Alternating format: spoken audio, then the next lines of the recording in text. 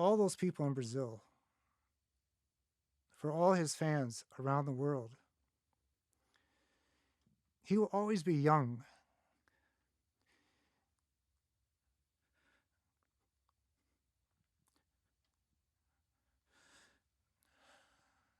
Ayrton Senna will always be fast. He'll never be old. He will always be the champion of Brazil and of the world.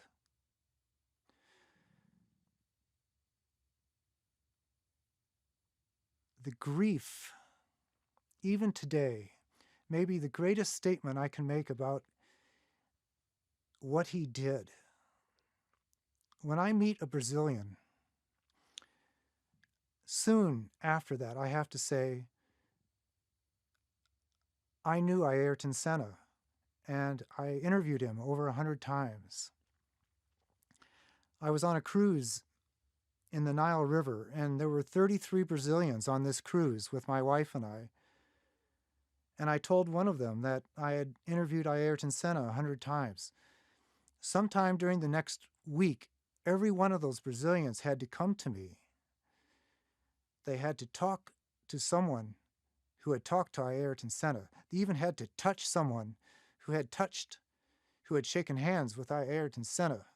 It was like I had known and talked to and touched and shaken hands with God. And they had to do the same through me. These were people who were 8 and 10 years old when Ayrton won his championships. And as children, they were taught that this was one of the greatest men that lived with a Brazilian passport. When you dedicate 15 years to a sport, you're wondering, did you spend those years wisely?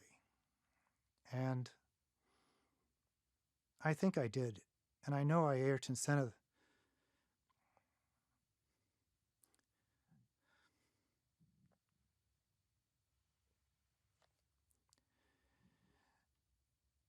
and I know that Ayrton Senna thought he had.